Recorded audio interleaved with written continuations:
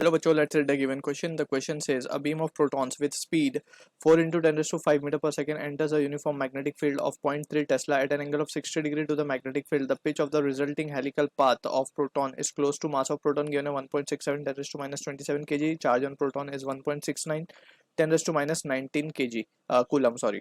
So option A हमें given है. अगर ऑप्शन की बात करें तो A is 2 centimetre, B is 5 centimetre, option C 12 centimetre, option D 4 centimetre.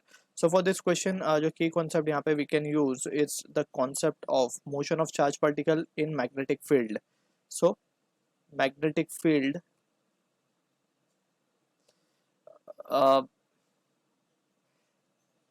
और इसको इस तरीके से लिख देते हैं motion of particle in magnetic field. Motion of charge particle in magnetic field. MF means magnetic field हो गया.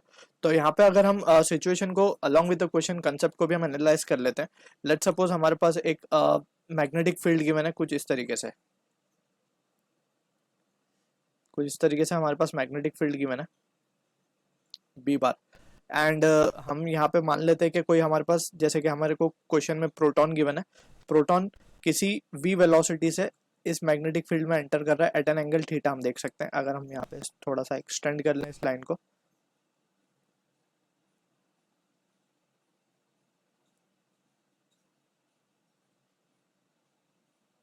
तो हम देख सकते हैं ये एंगल जो बना रहा है ये है थीटा एंगल पे. It is entering into the magnetic field. तो यहाँ पे इस वेलोसिटी के हम दो कंपोनेंट कर सकते हैं.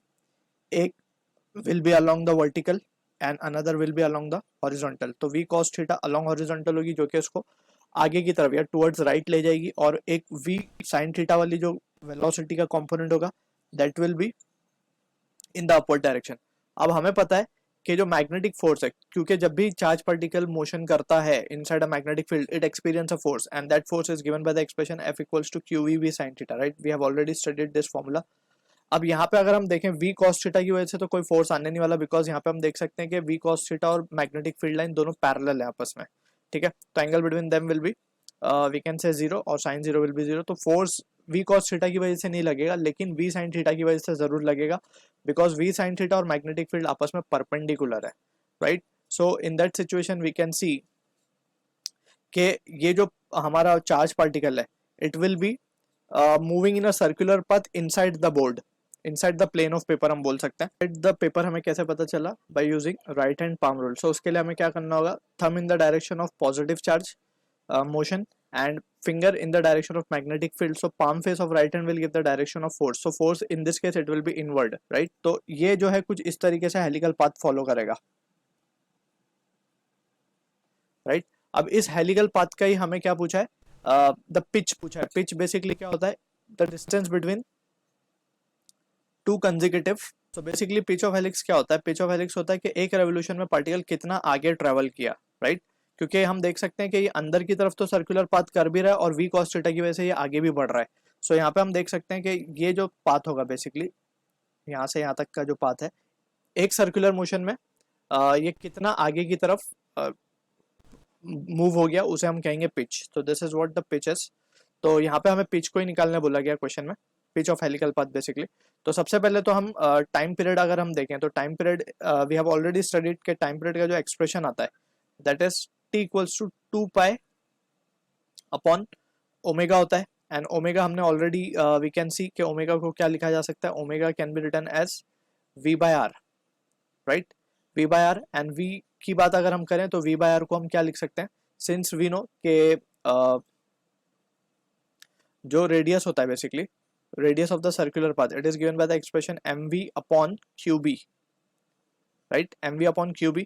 अब यहाँ पे v बाय आर की जब हम बात करते हैं तो it will be qb by m, qb upon m.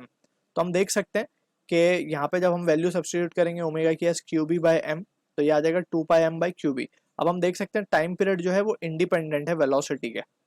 ठीक है ना, तो चाहे वेलोसिटी v sin थीटा हो जिसकी वजह से ये सर्कुलर मोशन में आ रहा हो, ठीक है, चाहे वेलोसिटी v हो जस्ट, इट इज इंडिपेंडेंट. तो टाइम पीरियड का एक्सप्रेशन हमेशा हेलिकल पाथ के लिए हो कोई भी केस के लिए हो. जैसे कि फॉर एग्जांपल अगर स्ट्रेट मूव कर रहा हो पार्टिकल तभी भी हम टाइम पीरियड का फॉर्मूला, और अगर वो सर्कुलर पाथ में आ रहा है तो सर्कुलर पाथ में आने के लिए टाइम पीरियड बेसिकली हम लिखेंगे, वो लिखेंगे 2πm/qb।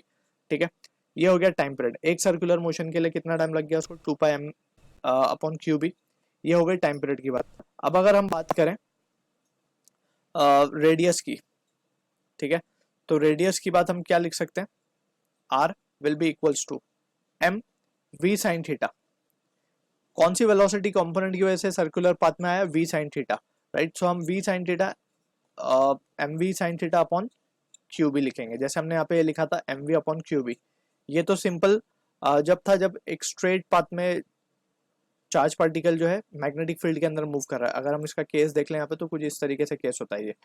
ये हमारा मैग्नेटिक फील्ड लेट से अगर इनवर्ड है एंड चार्ज पार्टिकल हॉरिजॉन्टली इसके अंदर एंटर कर रहा है, तो जो रेडियस आएगा और जो ये सर्कुलर पाथ लेगा इस तरीके से, तो वो सर्कुलर पाथ का radius M V by Q B से दिया जाता है, राइट। अब यहाँ पे जो v है दैट इज वेलोसिटी कंपोनेंट जिसकी वजह से सर्कुलर पाथ में है, वो है v sin थीटा। तो हमने v की जगह v sin थीटा सब्स्टिट्यूट कर दिया, दैट्स इट, राइट। अब हम क्या देख सकते हैं, हमें चाहिए पिच ऑफ हेलिकल पाथ, तो we can say pitch of helix. इसको हम क्या लिख सकते हैं, it will be simply distance travelled है एक्चुअली। जैसे हमने देखा कि एक रोटेशन में, एक कंप्लीट सर्कुलर रोटेशन में कितना आगे मूव हुआ। सो टाइम पीरियड तो हमें पता है, जस्ट रेडियस भी हम इसका निकाल सकते हैं। तो एक कंप्लीट रोटेशन के लिए टाइम लगा है t, और किस स्पीड से आगे बढ़ रहा है, v cos थीटा से। देख सकते हैं हम v cos थीटा से आगे बढ़ रहा है। सो जस्ट हमने distance is equals to speed into time कर दिया यहाँ पे। तो t की वैल्यू क्या है, 2πm upon qb, right, into v cos theta. Just अब हम वैल्यूज प्लग इन कर देंगे and will be having the answer for the question. तो इसको अगर हम मान ले, लेट्स से d है, तो therefore d will be equals to 2 pi, mass has been given as 1.67 10 raised to minus 27 divided by q 1.69 10 raised to minus 19 into b is 0.3, right। into v cos theta की बात करें तो v हमें given है 4 into 10 raised to 5 into cos theta, cos 60 is half। तो finally we can see ये जो result आएगा हमारे पास, that comes out to be, इसको सॉल्व करने पे we can say, so this result comes out to be 0.041 metre. अब हमें आंसर सेंटीमीटर में गिवन है, तो just we need to multiply it with 100, so ये हो जाएगा 4.1 centimetre. So closest answer possible with this is option D. So I hope you understood the solution. All the best.